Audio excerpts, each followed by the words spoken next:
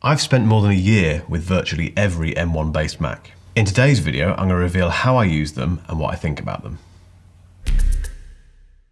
Hello and welcome back to Ellis Reviews, and thank you for subscribing if you have, and if you haven't subscribed, the button is just down there. I've got more M1 Macs in the studio than anyone needs. But one thing I've learned having read your comments is that as the M1 Mac lineup grows, the number of buying decisions you've got to make, and actually the buying confusion just gets worse. So if you're struggling to buy your next Mac or your first Mac, or you're just curious to see what happens behind the scenes in this studio, I think you're going to find this video interesting.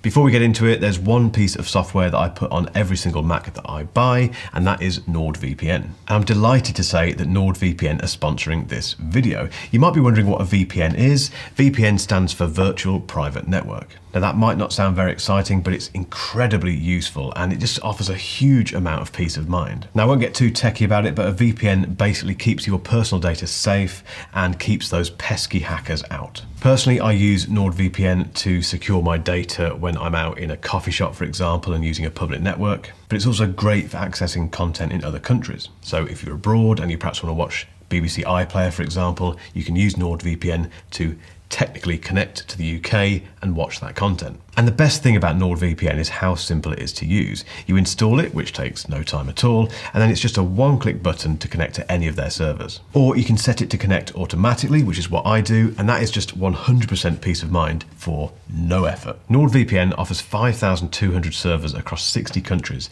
and it is super fast. And best of all, it works across macOS, Windows, Linux, iOS, Android, just everything is covered. There is some really cool techie stuff about it as well, which I will leave on the screen now. Feel free to pause if you need to. Now there is a lot more to NordVPN. I'll put a link in the description so you can check it out. But if you want an exclusive deal for being a viewer of this channel, simply head over to nordvpn.com/MarkEllisVPN.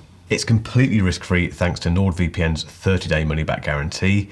It's a bit of a no-brainer. So the first Mac I've spent an awful lot of time with is the M1 Mac Mini, which is sitting out of shot just over there. Mine's got 16 gig of unified memory, it's got a 512 SSD.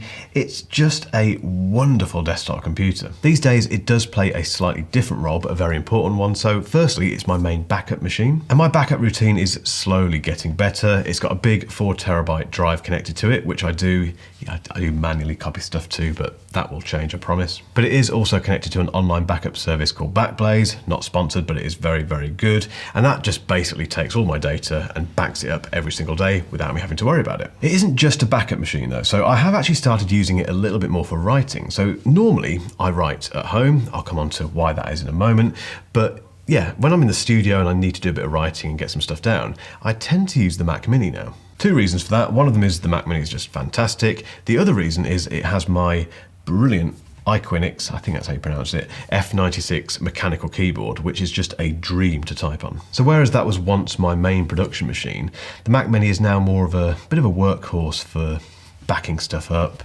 writing occasionally, and I'm just never going to get rid of it. It's just such a good computer. If you're still thinking about buying the Mac Mini, do it. And to help you with that decision, I'll put a link to my most recent review above.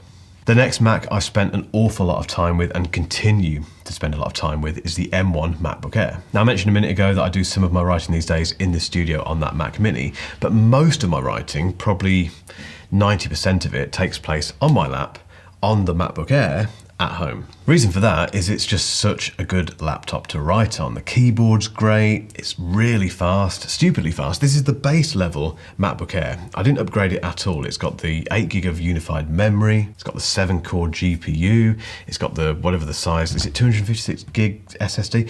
It's just the base level spec, but it is so, so good. I've even got to the stage now where I do care about it, I love it to death, but I have thrown it around a little bit, and because of that, it's got some little dents on it and stuff. I've even put stickers on it. You know, I've never put stickers on a MacBook before. Yes, they're stickers for this brand, but that's by the by. But it's just, there's something about it that makes it so, so lovable. And even though I pretty much only do writing on that laptop, there are several times where it's really got me out of trouble. The most important one was following the launch of the MacBook Pro back in October, where I was in Montreal and the only computer I had was the M1 MacBook Air. I had this camera with me, I had this mic with me, and I had to do a video reaction to that event. And I edited the entire thing on that M1 MacBook Air, and it wasn't super fast doing it, but it didn't crash, I didn't really get any beach balling. It really got me out of a tight spot. This current MacBook Air design is on its last legs, unfortunately. We do think that Apple is going to launch a new one, possibly as soon as next month in March. And I'm in two minds about this really, because I really am excited to see what they do with the next MacBook Air, but equally, I don't really want to give up my M1 version because I love it so much. Despite this, I still think the current one is a really good buy if you don't want to spend all that money on the MacBook Pro. So if you're thinking about buying a MacBook Air yourself, I'll leave a link to my most recent review above. The 24-inch M1 iMac is currently in my kitchen, and the reason for that, well, there's no reason really, I just like the idea of having the iMac in the kitchen, and that's what they seem to do in the Apple adverts. I'm not sure how much longer that will stay there, depends on how much patience my girlfriend's got with it, but it's the kind of machine that I use occasionally throughout the day to do Teams calls, Zoom calls, and just kind of general business admin type stuff. And that could just be replying to emails, replying to comments on YouTube, boring accounts type stuff, that kind of thing. But I do think that 24-inch iMac is one of the prettiest computers that Apple has ever made. And I know that a lot of you watching will probably be waiting for the next big version of the iMac, but I still don't think we're going to see that until later this year. But despite that, that 24-inch screen on the current iMac is absolutely fantastic. And I'm a big screen guy, I like big iMacs, but this 24-inch version is perfectly adequate. I think what we might see next from the 24-inch iMac is a updated version with the next chip in it, so probably the M2 chip. Again, I think we'll possibly see that in March. But that computer is a brilliant buy for anyone who wants a nice, quick, good-looking, powerful, and just convenient all-in-one desktop computer. I'll leave a link to my most recent video above where you can see it in my kitchen, and yeah, if it's something you've been kind of umming and erring about, I'd really just go for it. The last two Macs come as a pair really because it is the 14-inch and 16-inch MacBook Pro. And these are the redesigned versions which hit the shelves back in October, November last year, and which brought back all of the, well not all, but a lot of the old MacBook Pro stuff that a lot of us wanted. So they've got MagSafe, they've got an SD card reader, and they've even got a much chunkier, thicker, heavier design. Now I reviewed the 14-inch MacBook Pro a little while ago, but I decided against using that as my main production machine. Don't get me wrong, it is a superb laptop, but as someone who came from the original 16-inch Intel version of the MacBook Pro, I just wanted to get back to that big screen. So that's what I did. I ordered a 16-inch MacBook Pro with the maxed out M1 Max chip and also 32 gig of unified memory and a 2 terabyte hard drive. Sorry, SSD. I always get that wrong. Now that was not a cheap laptop and it is purely a production machine. I use it just for Final Cut Pro, which I use to edit these videos, and Logic Pro, which I use to produce audio. It doesn't really get used for anything else. I'll occasionally do other things on it, but that's only if it happens to be right in front of me. The only other thing I use it for, actually thinking about it, is editing photos in Lightroom, but that is it really, it's purely production stuff. Now that's a bit of a luxury. Most people would buy this laptop and do everything with it. But I am in the fortunate position, or the expensive position, where I have more than one Mac, as this video has demonstrated, to do other stuff on. So it's actually quite nice to have just that big laptop purely for video editing. But it is a very big laptop and consequently quite an acquired taste.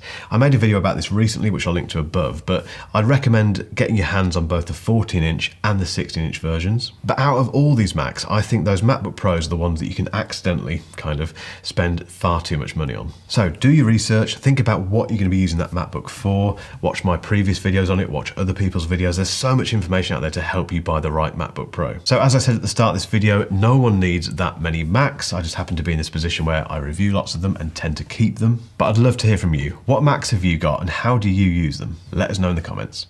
If you've still got some time, keep watching for a link to a video where I talk a little bit more about what I want to see from Apple in 2022. But thank you again to NordVPN for sponsoring this video. Remember, you can get an exclusive 30-day money-back guarantee if you head to nordvpn.com/MarkEllisVPN. But until next time, thank you so much for watching, and I'll catch you in the next video.